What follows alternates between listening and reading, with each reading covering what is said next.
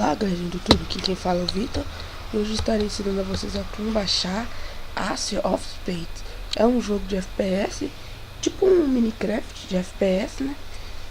Que o objetivo é você matar o inimigo, claro, né? Aí vocês vêm aqui, abre o seu navegador. Aqui, aí assim, eu vou deixar o link na descrição do vídeo. Você aperta aqui para baixar.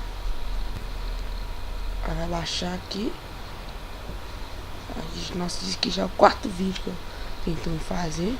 Só cada hora uma coisa dá errado. Aí vamos abrir aqui.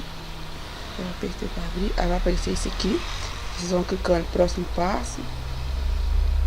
Tá, vai baixar. Vou cancelar aqui porque eu já tenho. A internet lenta.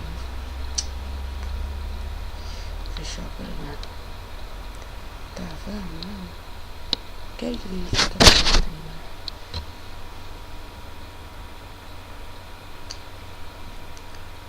Nossa, agora não responde. Tá, não tem problema não. Aí depois que baixar, vai ser aquela bobagem. Next.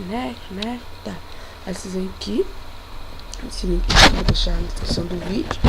É um link do servidor, né? Você vai ter que entrar pra jogar. Vocês vêm e clique em qualquer servidor que vocês quiserem aqui. Tem um servidor que tem do Brasil, que eu acho que é o único, né? Aí tem um servidor. Aí vocês clicam nele, aí pra jogar. Vocês vão ter que colocar seu nome e tal. E entre ele tem dois times, né? Um azul e um vermelho, como sempre. Valeu, galerinha. Espero ter ajudado.